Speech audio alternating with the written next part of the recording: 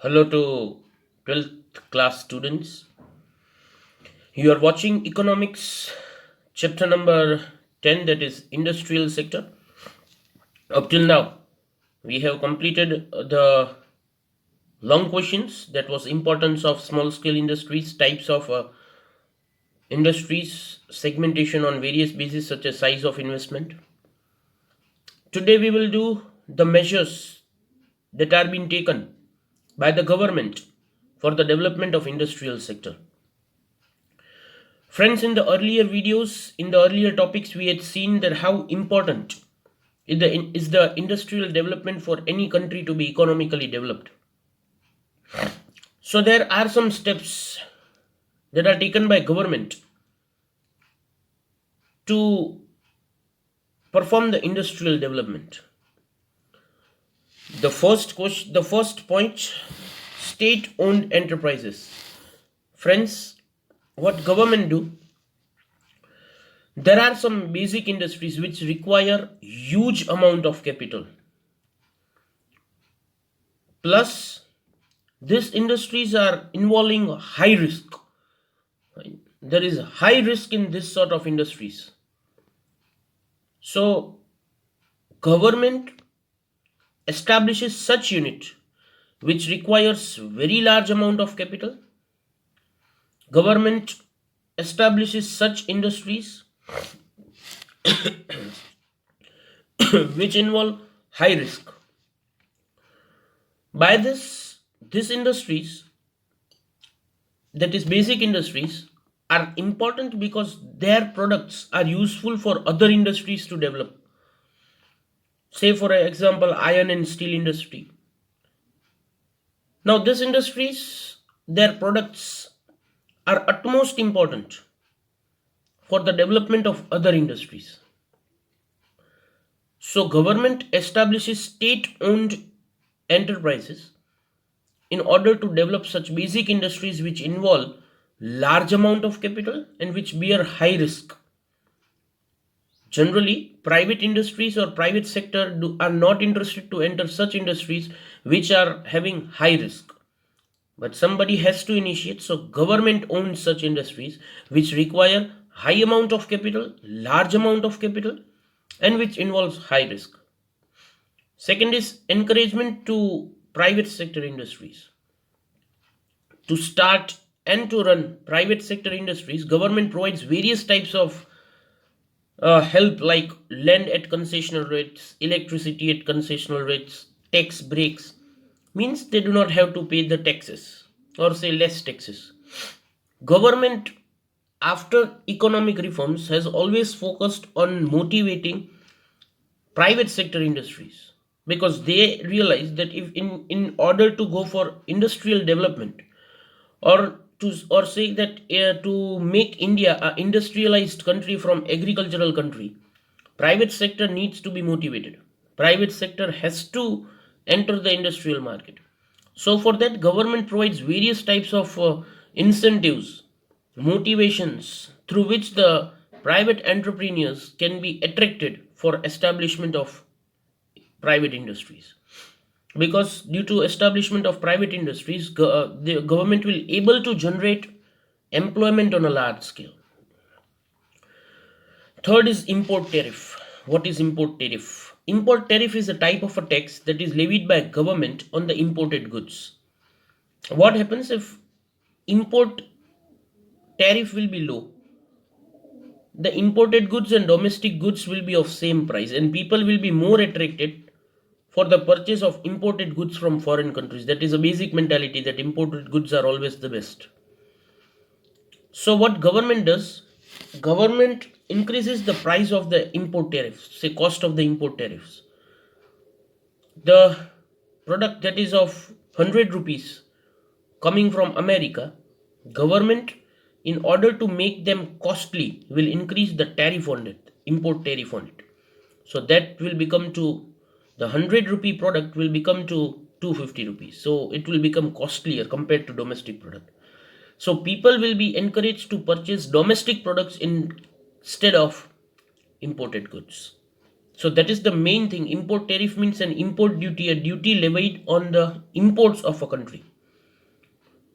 Next is technical skills and training. Then government provides or establishes training program, fine, for the youth to maintain their competitive skills to get employed in an industry. Fine. Government provides technical and professional training to the domestic industries to sustain competition specially. It also provides the training to industries how to maintain their competitiveness in the international competition. Fine. The main problem with the industries of India is that they are not able to sustain in the competition against the foreign companies. Fine. To train them, to make them aware of the current competitive environment at international borders, government provides the training programs. Government arranges professional education training centers for industries so that they can develop and sustain in the international competition. Economic support by various modes, by subsidies, by grants, fine, by giving less interest loans. Fine. Government has started giving economic support to make them developed. Fine. To make or motivate entrepreneurs sustain in the market in the tough times as well. Fine. Because there has to be external support when the conditions in the market are not suitable for an industry. Happens at the time of recession, at the time of depression. The weak industries cannot sustain. You have example of many industries running in Kutch that are either already closed or are on the verge of closing. Right? Because one company closes, it arises the problem of unemployment for thousands of employees. So government constantly gives them economic support. They provide various economic help to industries to reduce the production cost so that their production cost can be reduced and their profits can increase. Fine. With that objective, government provides economic support. Infrastructural facilities, many industries are not able to develop themselves due to lack of infrastructure facilities. Government, in order to make them developed, government, in order to motivate them, they give the basic facilities, infrastructure facilities like electricity, roads, fine, water. Now, this all are the basic, because for efficient transportation you need roads.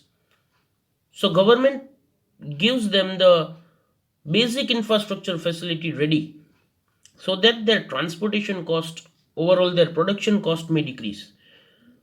24 into 7 electricity availability, because it is very important, because there are big machineries running on 24 into 7 365 days. Right.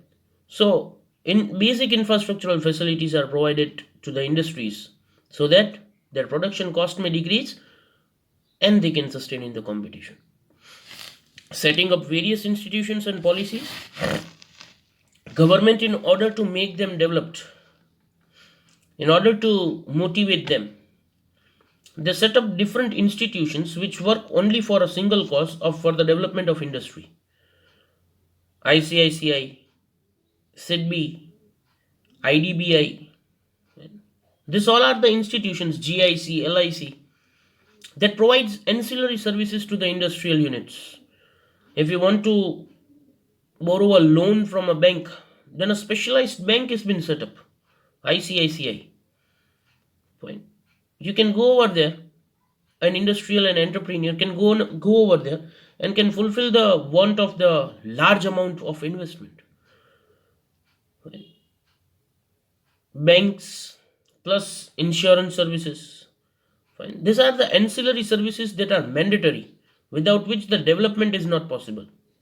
So government has focused on creating such basic ancillary services, facilities, so that institutions have been established to motivate and to run the industrial growth in a smoother way. Government has also framed some policies that can motivate industrial development. Various policies, various rules and regulations, code of conduct are being specified by the government. Next is special economic zone.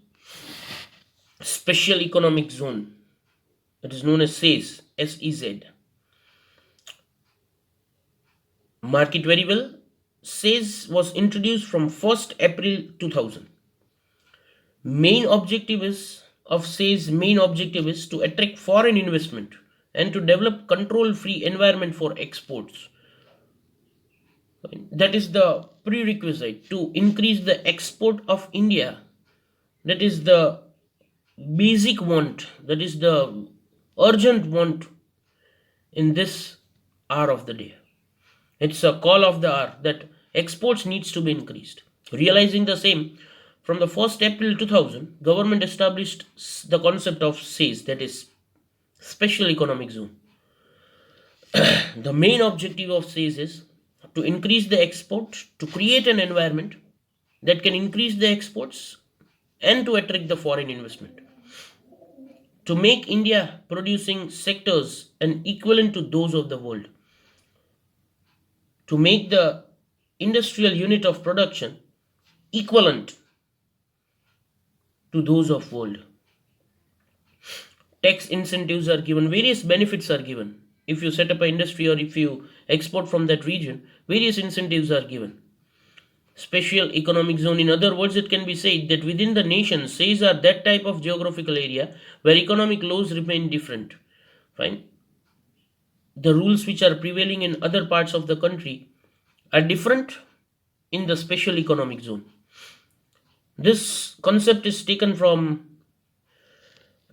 Jordan, Poland, Philippines, Russia, North Korea, China, and India has also utilized this concept very well for the development of industries. Currently, India has 8 economic zones, special economic zones, which are in Santa Cruz, Cochin, Kandla and Surat, Chennai, Vishakhapatnam, Falta, and Noida.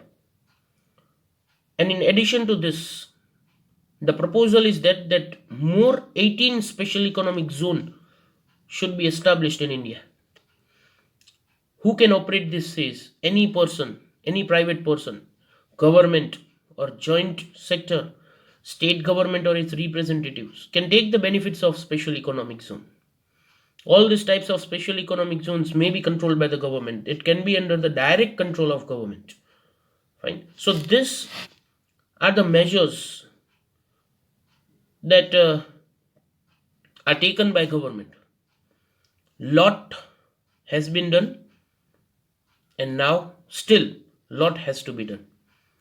Still there has to be more vigilant efforts for the industrial development. So the points consisted of special economic zones, setting up various industries and policies, infrastructural facilities, economic support, technical skill and training, import tariff, encouragement to private sector industries, and state owned ownership enterprises.